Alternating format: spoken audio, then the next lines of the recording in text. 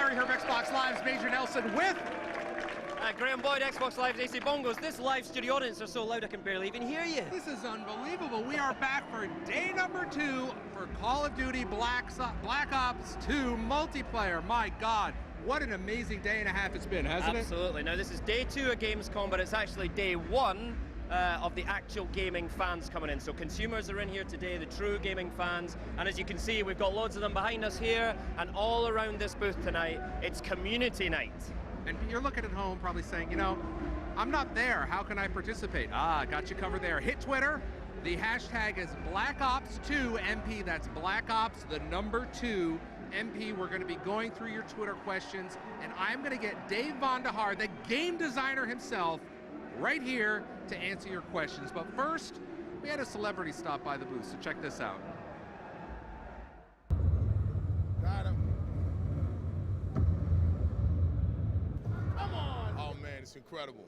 You know, I'm a big first-person shooter, you know, fan, so Call of Duty is one of my favorite titles, and Black Ops 2 is the I did good. I like the Mercenary, the AR-15s, and the Scar. It's crazy. Exhibit, you know Exhibit. Yeah, I do. He's a good friend of mine, yeah, from back in the hood in Aberdeen. We have got a full hour of excitement for you planned, so we are going to get started right now. Graham, why don't you get over there, assume your position, and let's get gaming. Absolutely. I'm going to walk you over to the pit where all the live multiplayer gaming will be happening tonight. Don't forget, get your questions in, but we'll also be streaming a ton of live Black Ops 2 multiplayer, featuring our pro players again. We have subbed in one team tonight, so we'll talk about that in a little while. But as you can see, the booth is stacked tonight. Let's look at the guys over here waiting to get hands on with Black Ops 2. How you doing, everyone? Oh, come on. They're too busy watching all the gameplay. So yeah, we're in a live environment. These guys are actually queuing to play the game. They will be coming in halfway through the stream, so you will see some movement around. They're getting hands-on for the first time, trying out all those new features. We've got the pro players over here, and I am delighted to say that we also have a man whose words are like RCXDs exploding in your ear. He is the voice of Call of Duty, is Mike Hastro Raphael. How are you, Mike? I'm great, AC. How are you, man? Good, I'm very well. So last night we saw some explosive competition. Great way to kick off a week of live streaming. What were the highlights for you? I think it was that multi-team deathmatch. That's probably the biggest highlight, where we had Team Envious coming out on top by 1 kill, and it was so close at the very end. It was almost a draw. I think that was probably the biggest highlight. Probably looking to make some more of those today. I've got lots more live multiplayer tonight. We've actually subbed in a team. So the German guys that were playing last night are sitting on the bench tonight, and we brought in a team of females from Germany. So how much do you know about these guys? I don't know much about the ladies, but I got a chance to speak to them. They actually play competitively on a German ladder, and they'll probably be able to hold their own. We'll see. Okay, so that's the Vivacious ladies. Look out for them. I think we'll be getting going a little bit later with some team deathmatch, but in the meantime, we'll hand back over to Major. Thank you, AC. We got a lot to go over for the next hour, so who is the best person to tell us about some of the game modes and the maps that we're going to see tonight than Mr. David Vonderhaar himself. David?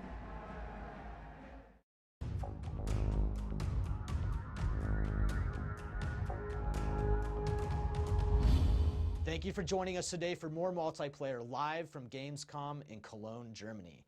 And on behalf of the entire team at Treyarch, we appreciate the time to share multiplayer with you. Now, we've been waiting for this day for a very long time, and we're amped to get you into the game. Yesterday, we really dove into create a class and score streaks. But let me tell you a little bit about multi-team, which is something that the showgoers are playing on the floor, and something that you'll see more of this evening. Multi-team really brings those small squad tactics back into the game. The game supports 18 players and any combination of up to 6 factions at once. One of the ways I like to play it is 3-on-3-on-3-on-3. Super intense action. You have to work with your group to be successful. The maps that you're going to see in the mix and all through Gamescom include Aftermath. Aftermath takes place in the ruins of Los Angeles after a drone attack in 2025. And this map really shows off the capability that we have to create beautiful destruction and have the game still run at 60 frames a second. We also brought with us Turbine. And Turbine is a big outdoor terrain map, but it doesn't play big. And you can climb on anything. The action's still intense, and there are lots of engagements and battles. We also brought Cargo. Cargo shows off a lot of our map interactivity. And in the center of this map, the crates are being picked up and relocated, changing up the line battles and cover. It's particularly interesting in objective-based game modes. And finally, we have Yemen. Yemen is that classic Call of Duty close quarters combat battle that you'd expect to have, where players are constantly pushed into each other, super fast-paced map. You are going to love it. And that's a very brief overview. Let's go back to the floor and see the game in action. And I am back here with Mr. Vonderhaar, David. Man, what? Here we are again. You're on TV, you're everywhere. I mean, this is really exciting for you. I mean, you guys have been working on this for so long, and to have the coming out party of the multiplayer here at Gamescom, what better place could there be? What better place, what better way, right? With you and at our side, live streaming to the world, it's a great opportunity, and we're very excited. Now, the reason that David is here, in addition, obviously, is the multiplayer designer, but he wants to answer your questions on Twitter. So use the hashtag BlackOps, the #2 MP, and then we'll go through some of them later. How's that sound? I am going to look forward to this. All right. Right now, we're going to get over to Hastro and Astro. We're going to go over to AC and Hastro and get right into gameplay. Guys? Hey everyone, we're back down here in the pit with Hastro. Now I just want to reiterate some of the stats about these booths, okay? We've got over 1,250 square meters of Call of Duty Black Ops 2. That's 144 hex boxes all lined up. And you see these queues, right? Usually you turn up to game shows, you have to wait in the queue for a couple hours, you're just kind of standing there. Treyarch have thought about everything here. You get briefed on the game, you see all those new features, you get properly prepared before all hell breaks loose in this environment. Now, let's get back to our pro players. So we talked about Vivacious, we've also got Optic, we've got Envious, and we've got Prophecy as well. Put in some big scores last night. You've been watching the guys warm up today. Who's your money on? You know, I think today it's going to be all North Americans and all Optic and Envious, because I just think the ladies are going to be a little mismatched against the best players in the world. They said that they only play Search and Destroy, really, so that's my logic behind that. They're not really in tune with the game modes that we're playing today, so that's my prediction. We're starting off a multi-team team deathmatch, so I think that'll really show up, right? So we've got the guys split up in the teams that they know. Tell us about the map that we're getting started on. Well, we're about to play Aftermath now. Aftermath takes place in 2025 Los Angeles, and that's right after a drone attack. So it's a completely devastated Los Angeles. So you see a lot of tight corridors here on Aftermath. It's just a great map for multi-team team deathmatch, which is what we're about to launch out with. From last night, it looks like an Aftermath, the team that controls those cover points the best are the team that's going to come out on top. Is that fair to say? Yeah, absolutely. You know, there's some really nice spots on this map that your team can control, especially in multi-team team deathmatch. You don't really just want to run out into the map because there are other teams right here trying to get you, so it should be interesting. All right, let's kick things off with the gameplay tonight. It's multi-team team deathmatch. Let's do it. All right, here we go. Multi-team deathmatch on Aftermath. Let's go. All right, folks, we're about to kick this one off. This is going to be an Aftermath team deathmatch, multi-team. So 4 teams here of 3 players. Some of the best players in the world here at Gamescom are going to be playing for you. And as we see, we're on board with Toby. He's playing for Team Envious as a guest player here. Toby, actually one of the better European players out of the UK. He's playing as a guest player with Team Envious, who's also lined up with Twiz and Karma. And so those guys early on, they're going for the combat axe off the break to take the lead. Didn't quite hit any of those, but I think a couple of them had 2 combat axes lined up. They're trying to put on a show for you all, so you can't knock that. But now Toby is going to have to rely on his M8A1 assault rifle. Looks like he has the select fire attachment and the reflex sight attached to the M8A1 right now. He can actually switch that with the select fire attachment. And right now he's in burst mode, so he's going to be shooting a 4-round burst. And now it looks like he's swapped over to the MSMC. So I think Toby actually had a wild card that allowed him to use 2 primary weapons. And now he's going to quickly cut back over. He gets taken out right there. So let's take a look at our factions here. We see that Envious is playing as the FBI faction. We'll go ahead and hover over and introduce our players. You have Merc, Big Timer, and Ray of Optic Gaming. They're playing as the FBI faction. Or excuse me, they're playing as the SEALs faction. Then you have Prophecy from the UK, Gunshi, Shane, Swati, playing as the SDC faction. Now Envious again as the FBI faction here. And now you have the Vivacious Ladies. This is a female team out of Germany. You have Kitty Cat, Minnie, and Ruby rounding it out for us here.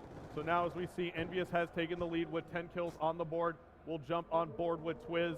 And why don't we listen in to Team Envious and see how they're communicating right now.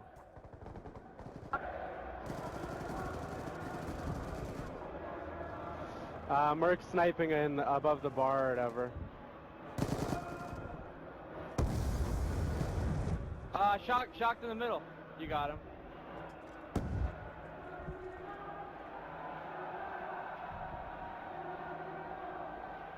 Alright, we're up by 2. Let's try and maintain it. Up by 1. Let's try and get a kill. Twiz just went down, but we did hear him have quite a bit of banter right there with his teammates. So looks like Twiz still doing pretty well here. We'll take a look at the scoreboard. He is now 8-4. He is the high scorer in the game at the moment, followed up by Karma, his teammate. But it looks like Optic Gaming has now managed to tie it up. Prophecy in 3rd place with 13 kills. And the Vivacious Ladies are hanging in here quite well, actually, with 11 kills. So still a very close game, anybody's game at the moment, as we're in with 3 minutes and 20 seconds left to go. Twiz spawning back in now. Let's see where he's located here on the overhead map. And you know what? Actually, I'm going to go ahead and use this feature. This is something that's new here. We actually have in Concaster mode a way to change the map icon colors. So that's something I'll let you all take a look here in multi-team. Traditionally, you have red and green triangles. We'll just go ahead and swap that over here. And now we can designate between our teams as we see Twiz spawning back in now. And we'll take a look here at Twiz as he comes back through. And it looks like Twiz is going to go ahead and throw out a couple more of those combat axes. I haven't seen him connect yet. It looks like he's going to pull out that secondary now, see if he can pick up this kill.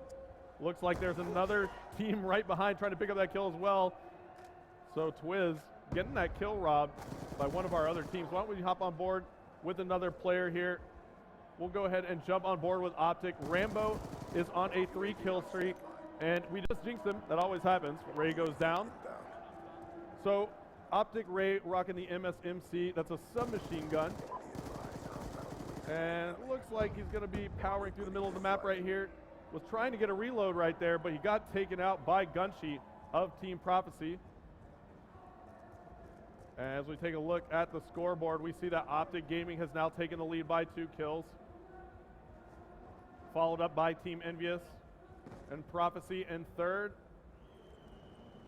1 minute and 50 seconds left to go. If you're just tuning in, this is multi-team team deathmatch live from Cologne, Germany at Gamescom 2012. An amazing place and such an amazing event. I'm having a great time out here. Let's see here. We're on board with Ray still. And it looks like Envious has now taken the lead, powered by kill streaks from Toby and Karma. We'll jump on board with Karma, who still has that kill streak going, and he's about to get an RCXD on that score streak meter, but he gets taken out. And that was going to be crucial. That RCXD could have picked somebody up at the last moment here in this game. Yesterday we saw some really tight matches in multi-team. And now Optic has tied the lead once again. And we see Karma off spawn again. He's nowhere near the action at the moment. So we'll swap on board with Toby. So Toby picking up a kill right there to help Envious keep this lead. 4 kills is now the lead for Team Envious. 45 seconds left to go as Toby gets taken out. We'll swap on board over here. We're on board with Twiz as they try to maintain this lead. The M8A1 is the weapon of choice right now for Twiz as he runs into 3 players, takes out 1, and gets smoked from the side. Gunsheet picking up a huge 3-piece in the kill feed right now. Prophecy now passing up Optic Gaming, and they're only a couple kills off. We're on board with Prophecy now. Gunsheet is on a tear. He certainly wants this. 20 seconds left to go. Can he pick up one there? Yes, he does with the R870. Prophecy making a case. 15 seconds left now. They're only down by 1. Now Gunsheet ties it up. Clutch play by Gunsheet now. Envious takes the lead by 2 now. So Envious trying to close it out. Gunsheet trying to pick up the kills. Prophecy ties the game, and Gunsheet wins it. No, it's a tie. Envious and Prophecy pick up 1 kill in the last split second. What an epic game that was. Gunsheet just went on a massive tear for his team, but Envious managed to hold on at the very last second, and they end in a draw 47-47 here from Cologne, Germany. What a game. Amazing stuff there. Prophecy starting strong, going through a bit of a lull there at the end and going on a proper streak at the end. Yeah, it's amazing action. What did you think was the turning point there? I think it was all Gunshi off Team Prophecy. I mean, the guy is a monster. He's monstrous. He finished second at Call of Duty XP. He's just been such a great player throughout the years of Call of Duty, and he made all the difference right there. He went on a tear. And Optic are the team on the hot streak, right, for the last, year? But, you know, it looks like the other teams are really catching them up tonight. Yeah, absolutely. So Envious and Prophecy are having a great showing, as you just saw in that match. Optic was right in there until the very end. Just kind of ended up not in their favor. So, yeah, Optic's been solid all the way through, and we're here for a couple more days as well. We're going to have plenty of action. Yeah, that's right. There's plenty of time to redress that balance. And in fact, there's a chance right now. We're going to go back into multi-team TDM. We're switching over to Cargo. So, again, tell us what to watch out for with this map. So Cargo is such a great level for competitive play. It's essentially a smaller map, smaller size map, medium size, but it plays really fast. And there are a lot of tight corridors around the outside, but then there's this huge open space in the middle. There's an interacting animation there with the crates moving up and down, and it can change the point of view for players on top of the crates. So it's just a great map to play here. It's a great competitive map, and you'll see that here in multi-team TDM. It's a brave player that drops into that central section, and watch out for the action up in the office as well. That's what it always hots up. All right, let's get right back into it. All right, here we go. We're going, guys. Wow, what a game that was. That last round was just absolutely phenomenal. Envious had it, and then Prophecy's Gunshi just went on a huge tear. I'm still blown away by that performance. Great job by him to bring his team back in.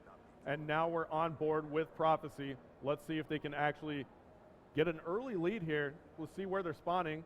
You can see Prophecy in the right side of your screen. We're on board with Shane. Shane now with the MSMC. He's got the iron sights on that. Spots a player right off the bat there on the outside of the map. He's got a little bit of a support from his teammate. And now Shane is going to run into some action here. As he turns the corner, nice jump shot right there. But he gets taken out by Karma of Team Envious, who got the knife on him. And now we see here that Optic has taken the early lead, followed by Prophecy and Envious. And while we jump on board with the ladies, Minnie for Vivacious Ladies is on a 2-kill streak as she picks up a kill right there on Swanee. So the ladies are actually now in second place, pulling it together. We're still on board with Minnie. And Minnie gets taken out off spawn, now on board with Ruby. As they try to hang on here, Ruby taking out Twiz right there. She's packing the Scar H assault rifle, as well as a shock charge and some C4. Interesting choices on the class there. And the ladies are still in second place here. So Vivacious Ladies in second with 8 kills. And as Ruby tries to climb the crate, she runs into Swanee, who takes her out. And now we see that Optic Gaming is still in the lead with 12 kills. Mainly in part by Optic Merc. Optic Merc with 5 kills now. And here comes the Hellstorm missile from Merc as he fires it in, bursts it right into Gunshi and takes him out. So the R870 is still the choice here for Merc. The shotgun with the laser sight attachment. That laser sight gives him increased hip fire. Here in Black Ops 2, the only way to modify the statistics and attributes of your weapon are to add attachments. So that laser sight increases the hip fire. And you see Merc being a very, very sneaky player here. Knows that there's a player coming up the stairs and then comes back to take out Shane. What a great job by Merc there. Great heads up play. Increasing the lead for Optic to 6 now. And now Merc is calling in a care package there. And he got challenged by Swanee. He just gave Swanee the just nasty business with that R870. And that care package has dropped down. And it looks like he's going to have a copter coming in. It's going to be a stealth helicopter. And he's going to go ahead and place that on the map with his data pack. And now Optic has extended their lead to 7 kills. As we take a look here, looks like Prophecy making another run, however, all on kill streaks. And we're going to swap on board with Swanee. Swanee gets taken out now by Karma off Envious. And Swanee is using the target finder here with a LMG. Interesting choice. We've got to appreciate what he's doing here. He's got lots of rounds, and it looks like Merc's copter just took him out. And now Swanee with a jumping shot, beautifully done right there with the LMG. Dove to prone kind of, and did it manually by just kind of sprinting, jumping, and going prone. Now the dolphin dive is back in Black Ops 2. We haven't seen much of it out of our players just yet, but I'm sure we will over the next couple of days, as Swanee just decided to lay down on the trigger and it cost him right there. Now Optic Gaming still in the lead. It seems like Envious is having a little bit of trouble as they move into third place. So Optic now with 39 kills on the board. Prophecy with 34 kills. And we'll hop back on board with Twiz now from Team Envious as they try to claw back in this one. Twiz is on a nice kill streak right there. He's going to go ahead and leave that player who got away from him. Got a few hit markers. He's going to go ahead and call in a UAV, however. And he knows Swanee is around there. Takes out Swanee. One more player beneath him. Can he get the kill? Shooting from the hip with that laser sight attachment. But no, he gets drop shot by Kitty Cat from the Vivacious Ladies. Nice job by her to get that one. And now Twiz is going to go ahead and call in a Hellstorm again. And it doesn't look like he connected with that one. A player running around moved into a crate there and got away from him. But Twiz coming back in. Let's see if he can pick up a kill here. No, he does not. Gets taken out by Shane. We'll hop back on board with our leaders, Optic Gaming. Optic Ray on a 4-kill streak now as he picks up a knife on Shane. He's known for the knifing. And as you notice right there, the knife is a little bit tougher here in Black Ops 2. It's a little more challenging. You got to make sure you're up close near your enemy. You don't quite get the lunge that you used to. It's a very nice addition here. It seems like a lot of the fans out there really kind of like this feature now, that the fact that the knife doesn't lunge as far. It was quite frustrating, you know, at moments, could be. Just such an integral part of the game, and now it's just a little bit tougher for you. We're winning this fight. So Ray moving in here into the office. Optic still in the lead, but Prophecy again is starting to come on late. 50 seconds left to go. They're only down by 4. Ray picking up a kill right there on Karma of Envious. And why don't we hop on board with Prophecy and see what they can do. I'm going to jump on board with Gunshi because he tends to go on that huge tear at the end of game. 35 seconds left to go. Gunshi with the shotgun still. And there you go. Gunshi picking up a kill. They're down by 5 now. 30 seconds left to go as Optic is trying to close this one out. Up by 5 kills. Now 25 seconds left to go. Gunshi going towards the office. It doesn't look like he's having the same luck that he was having.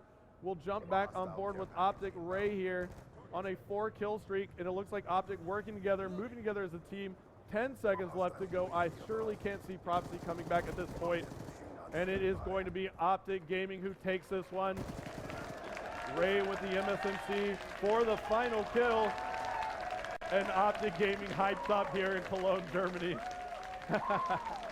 Big timer up on his seat, giving the crowd a little bit of love as they give him a cheer. As you see Optic Ray taking out, looks like one of the Prophecy players, I believe, for that final kill. 65 kills on the board. Prophecy with 57. Fantastic stuff there. I mean, I got to tell you, you've been watching the Call of Duty Black Ops 2, some of the multiplayer. Now, some of the brand new features in here are around codcasting, which allows you at home to basically do what Hastro was doing. So right now we're going to hear from Mr. Vonderhaar and Hastro all about some of those brand new features coming to you November 13th.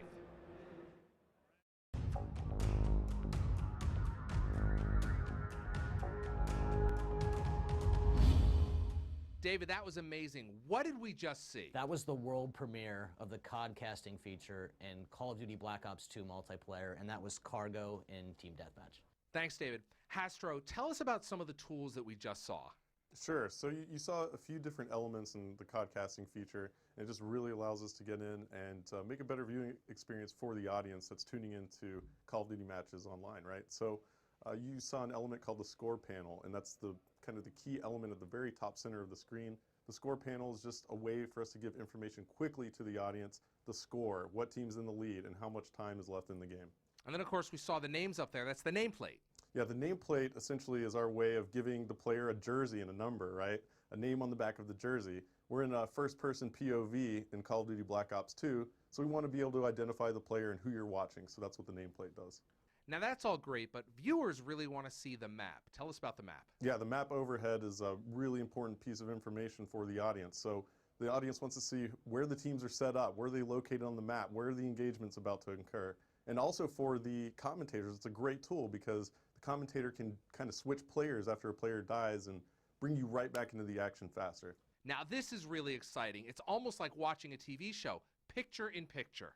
Yeah, now the picture-in-picture mode is just really robust, a lot of features there, but essentially you're able to see what the kill streak is for each certain player. If a player is just on a tear, he's got 10 kills in a row, you'll be able to see that in the right-hand column. Also, we have an objective column, so any player who's playing an objective in real time, you're going to be able to see live when that player is playing an objective, and it's going to identify that that player is in fact on the objective. Are there a lot of options that we can tweak? Well, we actually have elements of the HUD that are removable, and you can actually customize the HUD for the viewer. And you can actually go in and, let's say, an esports league or a big tournament wants to put in their own graphics. So you can remove a piece of the HUD, and we can actually fully customize that for the viewing experience. So you can completely wipe it, put in the mini-map, take it away, different things like that. It's just very, very robust, and essentially that's what makes up codcasting. Now, one of the really neat features is Listen In, where we can actually hear the players, right? Yeah, the Listen In feature in codcasting mode is actually my favorite feature. It really allows us to take the audience and put them into the huddle with the players. So you really get a sense for just how much their communication separates them from other teams in competitive play. The best professional teams in the world have top-notch communication, and it's crucial to them winning a game. So we get to feel what they're feeling, what they're strategizing, and just hear the overall just lingo between the players, and it's just really an exciting tool. It's just such a great deal of information that the audience is going to be empowered with now. In Black Ops 2, the commentators have all the right to make the viewing experience as customized to the viewer and the audience as possible. So, you know, for me personally as a commentator, I want to make the viewing experience as fun as possible for the audience, and I'm able to do that with Codcaster mode, but more importantly, I'm able to make sure that we don't miss those epic moments in the battles that may have gotten lost in the past. You know, these time just crucial moments that change the face of the game, and what essentially it determines outcomes of matches. We're able to make sure that we capture all of that. Thanks, Hastro. David, I want to talk to you about some of these features. What was it like implementing some of these features? Yeah, so there's really a couple of really key pillars to the entirety of the esports and competitive agenda for us. Black Ops 2 has a league play feature. This is a sport. It's how you make Call of Duty multiplayer a sport, and we actually use skill-based matchmaking to put players in the right brackets. Competition is fun at any level, pro players and average players alike. We also have to make it fun to watch, fun to spectate. That's what codcasting does. So that's why that feature is so important, have that production around that sport. And then finally, we need a way to give that sport or broadcast it to the world, and we do that with a feature we call live streaming. You're now putting basically, you know, thousands of dollars of tools into the hands of the community. That's got to be really exciting. You're expecting to see a lot of great stuff out of them. Yeah, it's actually really important for us to put as many tools as we can. We really like to make sure that we give the player the ability to customize the experience, whether they're playing the game, whether they're watching the game. In fact, Larry, you can even go back through the theater feature later, pick up those games, and then codcast them later. It's really cool. The team at Treyarch has got to be excited about the work that they've done around this. They've always really enjoyed the community, but this takes it to a different level. We're going to keep going. We're pretty engaged with the community all the time. They're very passionate people. They have a lot to say about the game, and it's really fun to take their ideas, mold them into the context and structure what the game's supposed to be like, and then bring them right back to the players. Thanks, David. Any final words? Sure. I mean, you know, I've just been blown away by how dedicated the team at Treyarch has been to making this experience for the players as best as it can be, and giving them as much customization that they can have. It's just mind-blowing how dedicated they are to their community, and how well they treat their fans and the players that play the game. So I think that's something that, you know, all of the Black Ops 2 players out there, when they get the game, are going to realize pretty quickly. Thank you, Hastro. Any final words? We're really excited to put this game in players' hands. And when you get there and you get your hands on it, I want you to tell us what you're thinking about it, how it's working for you. Feed right back to us so we can continue to make and improve our games for you. There you go, and we are back. It's the Von and Major show. Von, welcome back. Thank you. I like this show. We should do this more often. We should. Listen, first of all, great shirt. I love what you got going. Look, can we get a close-up of this shirt? He's internet nerd famous. And why?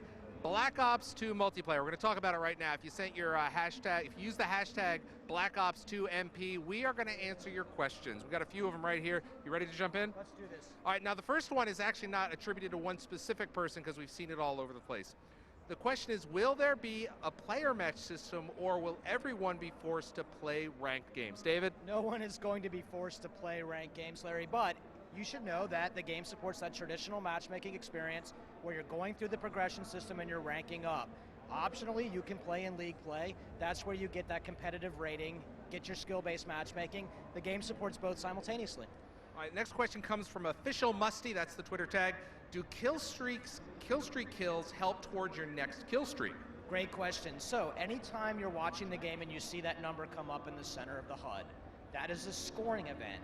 All bits of score contribute towards earning your next score streaks, but the support things, the items that help your team win the game, those are going to give you the most score, and that's how you can really get those nice high-end rewards. So if you're a Call of Duty player and you may not be so much in killing, but helping, it's still going to help you out immensely. It helps you out a lot. So there's some really good scoring events, like when you grab a flag, and when you capture that flag, you didn't actually kill anybody, but you're going to get a lot of score for those events. Good, that's good to hear. All right, next one comes from China HD. Will there be an overkill perk for 2 primary weapons? Yeah, good question. So there's actually not a perk that's overkill, but there is a wild card. Those are those rule breakers we've been talking about. The items that let you bend and extend, create a class in exciting new ways. And you can use a wild card to take 2 primary weapons. All right, next question comes from Javis, I guess. Is that what it looks like? Why not? How does Hardline work now? All right, good. So listen, this is really important. So in all previous games, Hardline actually reduced the cost of earning a reward, but Hardline gives you a scoring bonus. So, you know, the game's still in development. We're still trying to figure out the best numbers to use, but right now, Hardline is actually going to give you about a 20% bonus earned towards your next reward. Okay. All right, moving right along. Private matches and LAN. People want to know, is everything going to be unlocked in private match and LAN play? Of course we would keep everything unlocked for you in private match and LAN so you can play those custom games the way that you really like to enjoy them. All right, MegaQuest on Twitter. MegaQuest wants to know, will Ghost or another perk protect you from Orbital VSAT? Yeah, the Orbital VSAT. You guys have been asking me about this one for a long time. I'm glad I get to finally tell you about it. The Orbital VSAT, that's just like the Blackbird you remember from Black Ops. It works the same way. There is no protection. That is that ultimate intelligence perk. Shows everybody on the map, all of their locations, what direction they're facing. All right, now you've seen a lot of Create a Class for the past 3 days, but this is really about the UI, the user interface. The question from Maddie Wakefield is, what are the 3 slots at the bottom of Create a Class for? Larry, that's where you actually can equip up to 3 of those wild cards, those rule breakers. So you can take a wild card like Primary Gunfighter. That lets you take 3 attachments on your primary gun. You can take any one of those perk greed cards, perk 1, perk 2, perk 3 greed. Those let you take additional perks, not just 1 but 2 from the same category. There's even a wild card that lets you take 2 types of tactical grenades. It replaces that lethal slot with a tactical slot. We have more of your questions coming back. Just tweet them to Black Ops, the number 2 MP. We'll be going through those, put them on this card, and I will ask the man himself, the design director, and we'll get answers for you. Right now, we're going to get back to Hastro and AC. You guys ready for some play? Here we go. Hey everybody, welcome back to Hastro's house. We're back down here at the pit, and check out, we've got an empty stool sitting down here. Make of that what you will. Oh, hold on. Here he is. Look, by popular demand, Vaughn is back and codcasting. I'm like everywhere. I'm ninja smoked here and I show up over here. How does that even happen? TV magic. Well, it happens. Hastro, you know, I think it was world premiere of Vaughn codcasting with you last night. How did that go for you? How was that experience? It went great for me. I mean, it's all about how did it go for him, really? How did it go for you as your first cast? It's completely possible. I might put you out of a job. I'm so good at this. Yeah, I have a feeling my job's safe. So Vaughn, community night tonight. We've got true Call of Duty fans all around us getting hands on with Black Ops 2 for the first time. You know, how does that feel personally for you? It's great. We've been waiting for this day. We've been like pent up, right? Just waiting to show the game to the world and the fans and have a dialogue with them about it. There's no place else I'd rather be. All right, we're going to get back to the gaming. Optic coming up big on that last one, stamping some authority on the matches tonight. We are switching over to Domination. Hastro, which of these teams here tonight would you say is the Domination specialist? You know, It's tough to call, AC. It's really tough to call. I'd probably lean towards Optic winning this one right now. Again, I'm going to go ahead and call it. They're going to pull it off. Okay, and we're going to go and play a couple of rounds of domination in each of these games as well, yeah?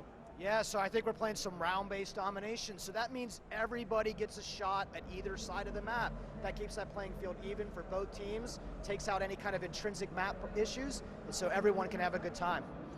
So we've switched to 6v6. Tell us how the teams are lining up. Yeah, actually, so I noticed that we're not playing multi-team anymore, actually. Right. So it's actually going to be a combination of Optic and Team Envious. It's a North American team here. So pitting the North Americans versus the Europeans, and it's going to be a lot more fast-paced, I think.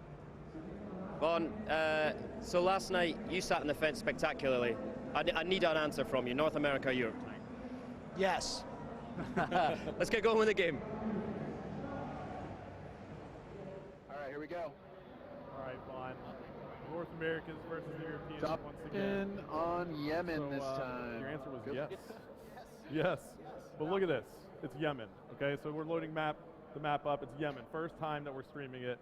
Tell me a little bit about Yemen. Man, Yemen is inspired by that urban close quarter combat battle. You're going to see some real fast-paced close quarter combat action, and that B flag is just a brutal position. Guys are going to have to really keep guys out of that zone. Yeah, and as we see right off the bat here, it looks like the whole North American side decided to take that flag together. And usually sometimes you'll see that teams go ahead and push up towards that B flag, but they all jumped on it to get it quickly. And now you see them making moves. We're on board with Toby. And Toby gets taken out right there. We'll swap over, and we're now on board with Twiz, who's flanking around here. Twiz with the MSMC, and he's got the laser sight attachment. Tell me a little bit about that. That laser sight is how you can get that increased hipfire accuracy for these players. Got it, yep. So that is Twiz picking up the kill right there. And he's going to go and hang tight as the North Americans are controlling 2 flags now. They have taken B, and Merc is on a tear right now. He just called in, it looked like a hellstorm, and it picked up a double, and now he has the SMR. So that is actually a semi-automatic rifle, right? Right, he's got this thing customized up in all sorts of ways, so he's using that select fire switch to change up whether he's bursting or auto. Got it. So looks like he's doing some work with it right now. As a Ruby jumps around the corner, he gets taken out there, and now it looks like Merc's going to be calling in a care package. We'll stay on board with him and see what lands. 26-13 now as the North Americans are up, and it looks like that care package is coming down, and Merc turns right there and takes out Gunshi. This gave Gunshi a little bit of the business, and that care package just came through. So let's see here what Merc is up to. It looked like it was a UAV. Yeah, that's a UAV. You see those UAV assist points coming up. We were just talking about that earlier. Every time you're using a support-driven streak and someone gets a kill with that UAV up, you're earning some points for that. That's that UAV assist message. Right, so all of those points from that UAV are going to contribute to his score streak. Tell me a little bit about what we're seeing down here with the score streak meter. Yeah, you can see that score streak meter in the bottom right-hand corner of your screen right next to those 3 icons. That'll fill as the guys get score. It hits the top, they're going to earn that next reward. Right, so as we see, Big Timer is just getting started on his score streak here, and it looks like he took some shots right there, and the North Americans are doing some great controlling of that B flag at the moment. Map control is so important in domination, and you have the North Americans doing a great job of just locking it down. 3 minutes and 35 seconds left to go, and 3 minutes and 30 seconds left to go as Big Timer takes that hip fire with the laser sight attachment. That definitely helped him right there. Absolutely, man. You're going to see a lot of really good play from the hip and ADS with this particular attachment. So tell me a little bit about what we're seeing round base here now. 3 minutes left to go here. You see at the top of the screen, it says round 1 of 2. The score panel is telling us this is the first round. What's going on there? Right, so this is something we actually learned directly from the esports community. In a public game of domination, you usually only play 1 round. You rack up to about 200 score and the game's over. But when we watch the guys play competitively, we realize that they like to play it round based. That makes sure that everybody has to spawn on each side of the map. Right, and that's important because it makes the game a little bit more fair in domination. You get to play from both spawns. and you're able to have an equal opportunity on both sides. It's a great, great thing. So we'll be playing 2 minutes and 30 seconds left here, and then the teams will switch spawn, and the score will remain, and we'll keep playing from that point on, right? Yeah, you know, so it's still the guys with the highest score are going to win that game, but these scores will carry over to the next round. They'll start with the same exact scores that they end with. Yeah, that's awesome. So great, great, great thing there for everyone who loves to play domination.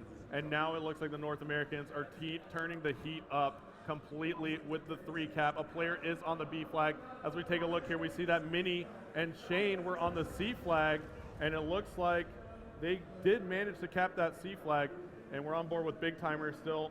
So why don't we hop on board with the Europeans, take a look. Well, actually, look at this. Twiz and Ray from the North American side, Ray of Optic Gaming and Twiz are on massive, massive kill streaks right now, David. We'll swap on board with Ray. And what's Ray got here? Yeah, Ray's got the Death Machine out. This is some of the new weapons that we have put back in. The Death Machine actually has a little baby brother is known as the War Machine, which is the grenade launcher version. So it was really fun for us to put these clearly superior firepower weapons into the score streak system itself. Awesome. So he's got a care package as well. Looks like he's just doing some work with that Death Machine, and you see him die and pull it back out again. So he's able to keep that Death Machine, whereas I think in the past, if you died with the Death Machine, you lose it, right? That's right. So in Black Ops 2 multiplayer, you can hold on to that Death Machine sort of through multiple lives and through some extra ammo there. Yeah, and that's awesome. So Ray still has that thing, and he's got about 30 rounds left. So there it goes. It expires, and look at that play that just happened right there. Ruby ran right into a shock charge that came from the North American side. Tell me a little bit about that shock charge. Hastro, I like to use that shock charge as a type of alarm system. I'll actually place it on the entrances and exits of buildings, so if anybody comes through that door, they get electrocuted very briefly, usually just enough time for me to spin on them and take that target out. Awesome. Well, look at this, 135 to 50, and you have about 30 seconds left to go. So we're getting to that point where this round is going to end, and we're going to start back over. So the score was going to carry over. I'm just really excited for people to be able to check that out. And we'll take one more look here at the picture-in-picture. You see some players hopping on the flag, trying to play the objective near the end of the game. We'll take a look at the scoreboard as well. You see that Ray of Optic is on a tear. Huge, huge, huge game for him. 28-6 with 10 defends and 4 captures. And then you see Karma backing him up at 23-9. The North Americans are going massive at the moment. So a huge, huge game for the North Americans against the Europeans. All right, this next round's going to start immediately, guys. We're going to go right over into the next round of this game. Right after this round ending kill cam, we'll spin over. The guys will flip the spawns, as we say. Yep. And then we'll start right again. All right, so here you go. We're switching sides. A little bit of halftime, good breather. All right. And then right back into it. Now look, Hastro, right at the top of the screen, you can see A, B, and C. That's because they're neutral. And as soon as someone jumps on the flag, it flips over to the team that has that particular flag. And that's so great. So right now we see that the B flag is getting taken. Why don't we swap back over and see who is near that flag? And it looks like it's a battle for control of that B flag right now. And it is just chaos here on the map. Looking great. Players are making moves. You just saw 2 players get taken out in the street right there, headed towards that B flag. So this is just basically a feel it out type of moment here, isn't it? I'm really excited by the way these players will actually position and set up. They will not be in a hurry to grab the B flag until they feel like they can really lock it down. Look at Big Timer moving up beyond the flag radius so he can try to lock that position in really well. Yeah, and now we see that Karma is actually pushing up on that right flank, but he does get taken out right there. And now you see some players hovering over that B flag. Let's hop on board with Merc. There he is, taking the B flag with some help of his teammates. And there you have it. The North Americans do control the B flag now. So they have C and B in that 2 flag setup. That's always so crucial. And tell me a little bit more about Yemen here as we're watching it. You see a lot of tight corridors here. And tell me a little bit about the design of this map. Yeah, so we worked on this map really early on, and we wanted to make sure that we definitely brought that classic urban street fight that players love, make sure it was still available in Call of Duty Black Ops 2 as well. And this is why you see this such fast-paced action here. Look at the kill feed just spinning the entire time. Absolutely, and that's something players love in Call of Duty is just non-stop engagement, and that's what you get here on Yemen. And especially with domination on this map, it's just non-stop. And you take a look at the map here overhead, you just see constant movement from the players, right? And it's just a great thing to watch. I actually love this view right here, just watching the triangles moving around the map. I'm always fascinated by the line battles these guys have. They will set up and just try to deal with the threats coming in on them. And in this view, we can see which guys are firing, and you can get a really good idea. Look at Merc coming around from the side, going for a flank. Yeah, and absolutely. We even saw the care package just get dropped right there for the North Americans, back on the C flag in a safe area. So I mean, it's just a beautiful thing. We can actually take a look here. We see that Shane is on the A flag now. Big Timer is on the B flag. He just ran through it. They still have control.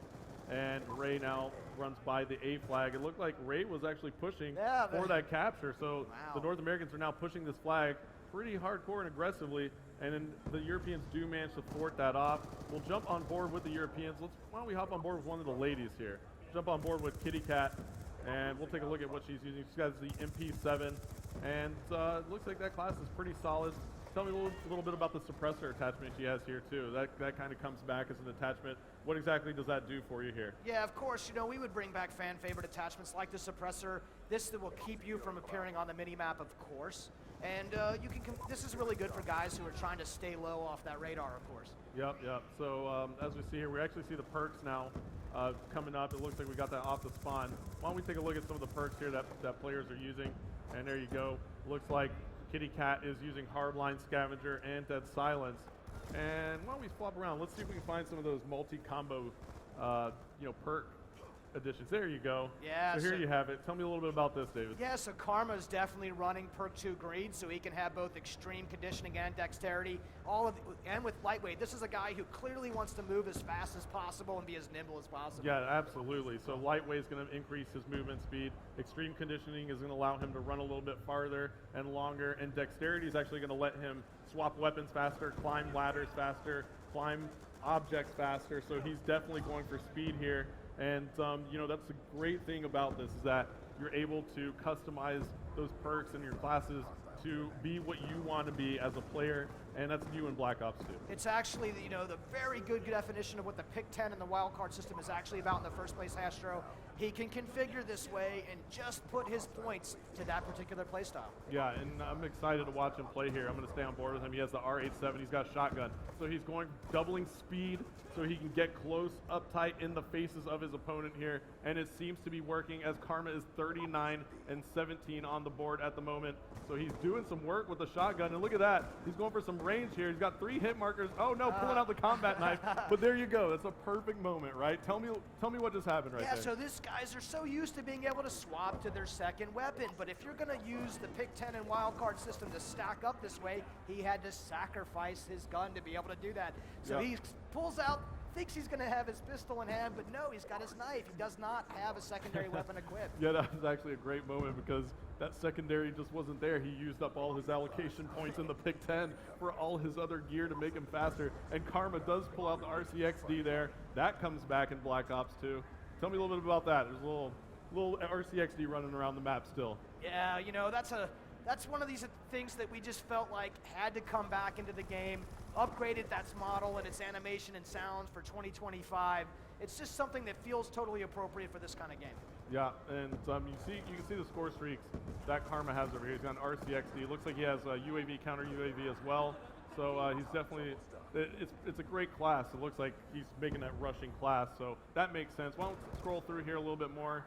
And here we go. We have another one here. This is Big Timer, who's rocking Ghost, Hardwired, Extreme Conditioning, and Dexterity. So why am I not surprised that these pro players like to be on the move and moving fast and using their pick 10 this way? Absolutely. It's just, they're going to use it. 8 seconds left to go. The North Americans have clearly been in the lead here, 273 to 133 now, and the North Americans are going to take it in this domination. And they're pumped. Let's take a look at this final kill cam. Good job, Twiz.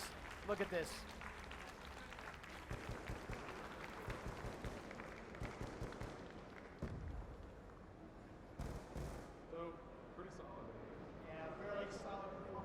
So there we go, the definition of domination there, I think it's fair to say, from the North Americans. But when Optic and Prophecy team up, it's always going to be hard for people to hang with them. Absolutely. So it's Optic and Envious playing together right there. They, yeah, you got it. But you know, it's tough. You know, the ladies are coming in. They're a little mismatched against these guys who are, you know, the best players in the world, and they stick to their search and destroy. But great games right there. Got to see a lot of what Black Ops 2 had to offer. Right, we're going to squeeze in some more gameplay, so let's get straight into it again, okay? So David, looks like we're about to kick this one off again. Now we're playing Aftermath. It's a domination game mode again. And so why don't we talk a little bit about the map as we kick it off? You just call me David. I called you David. I'm gonna call you Mike. Oh, okay. Lord Vonderhaar. So Vaughn, Oh boy, I had that covered. Vaughn, tell me a little bit about Aftermath. What's going on here? Yeah, so this is Aftermath. It takes place in 2025 in downtown Los Angeles right after a drone attack. And look at the beautiful destruction that you see in this map. Yeah, there's a lot that's not right in Los Angeles right here in Aftermath. So as we see early on, looks like we're on board with Minnie. She's of the German ladies team, Vivacious Ladies, and she gets shocked right there. A shock charge went off. Let's see what goes down right here, this B flag. Let's take a look at this mini map. Oh boy, look at this is chaos in the center here. Yeah, so tell me a little bit about this B flag positioning here on Aftermath. Well, where else would you put the B flag but in the dead center of the map in the most crazy place you can, right? Yeah, right. Yeah, and we see a care package now coming in for the Europeans. That's going to get dropped off. Why don't we take a look and see who's going to grab that? We're on board with Minnie, and she looks like she's making a move for it. Yes, she is, but her teammate comes in and swoops it up. So let's see here. Oh, there it is. There's the War Machine. I was hoping this would come out. This is really one of those fun weapon-based score streaks that we have in Call of Duty Black Ops. Yeah, this thing is absolutely devastating. The War Machine is a pretty much just a ridiculous launcher. It's so powerful as we see Kitty Cat getting taken out, but she spawns back in and she has it again. She picked up a flurry of kills right there, and she was clearing out that B flag. And let's take a look here. Still a jockey for position moment for this flag. The score is absolutely tied, David. Look at, yeah, no one's actually picked up this B flag yet. It's been in the center of the map. It is a tough position. You'd like to see some smoke. You'd like to see some guys pushed up a little harder to keep these guys from taking this flag. And there you have it. There goes that War Machine. Kitty Cat used up all the rounds in it, so it's gone. And she just wasn't able to keep the North Americans off the B flag as they take it now. So the North Americans in the lead. They are your FBI faction, as you see, designated by the flag on the left side, upper left side of your screen in the score panel. And the Mercs faction is the Europeans. They are there on this B flag now. Look at that capture progress bar. She might grab this flag. Yep, absolutely. Great teamwork right there by the Europeans to get that flag back. But Merc comes in and smokes a few. Let's take a look at the map. Oh, well, actually, it looks like the Europeans do have some pretty good map control now. We'll jump back on board with the Americans. We'll jump on board with Merc, who's making a move for that flag. He gets taken out, and now Merc spawns back in. And he's packing lightweight, cold-blooded, and extreme conditioning. And David, let's find something else to talk about here. Tell me a little bit about what his class is using. Do you notice anything here? Yeah, this guy, you know, Merc is a very traditional player. I think he's got 3 perks out and using a Claymore and some shock charges. Now, those shock charges give you just enough time to put a target down. If you put them, we're seeing the European team actually throw them onto the B flag, confuse those guys so that they can jump in there. But Merc's got this shotgun out, and he's got that laser sight so that he has some real superior hip-fire accuracy right now. And look, 7 seconds left to go. The Europeans actually have the lead on this one. We're playing round-based domination if you're just tuning in. So this is the first of 2 rounds, and the Europeans take round number 1, 46-42. We are in halftime as we take a look at the round-ending kill cam. It's going to be Swanee right there, putting some nice shots. Looks like he had a burst mode right there. What weapon was that? That's the best weapon in the game. No. Well, I didn't say that. well, what was it? Tell me. The best weapon in the game. Okay, we'll leave it at that. He's going to leave it up to you to figure it out there in internet land. So now we see we're in round number 2 here on this domination aftermath. 3 minutes left in the round. The 3-minute round is what we're playing, and it looks like the North Americans go immediately for that B flag, and they do pick it up. So score carried over, 49-50 now to 48. Score carried over after round 1, and we flip spawns. Yeah, so now that we've got these flip spawns, we're going to see where these teammates set up. They're not facing the same direction. The flank routes are not going to be the same for them, and so they're going to relearn their positions and figure out what to do in this scenario to hold down both that A and B flag. Yeah, I'm actually going to take the perks perk icons off now. And let's go ahead and take a look here on the team for the Europeans. We'll swap over to Gunchi, who was really hot earlier. Now Gunchi has the R870. That seems to be the most popular shotgun with these guys. What makes that their choice right now? What would you say? It does a lot of damage. It does do a lot of damage. This is really a classic style shotgun. The semi-auto, the pump. Just look at those shells on the side of the thing. The thing is absolutely beautiful. The Treyarch weapons team is some of the best in the world. You can see their work coming through right here.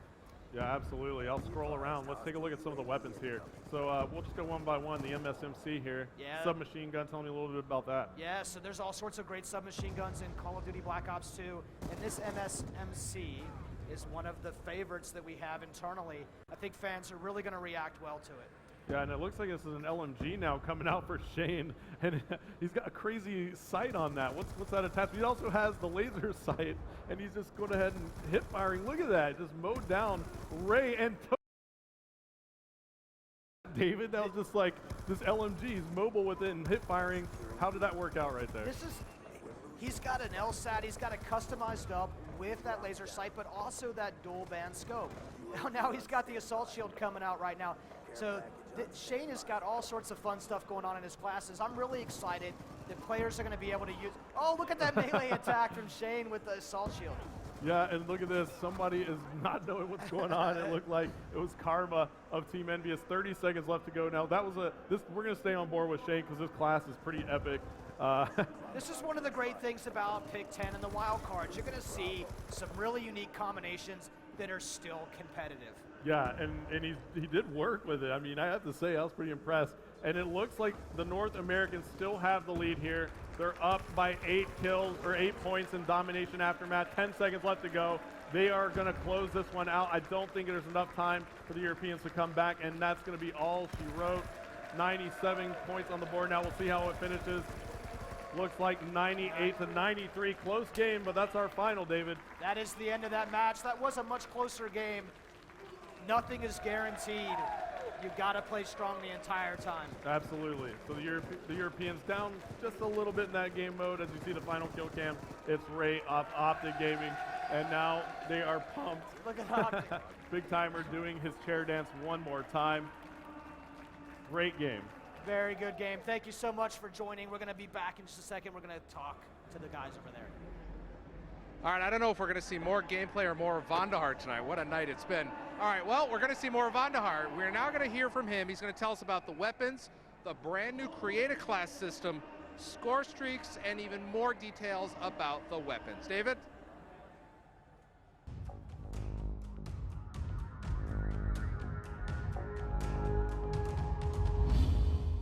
If you're just tuning in, you're seeing a lot of new features that likely require a bit of explanation.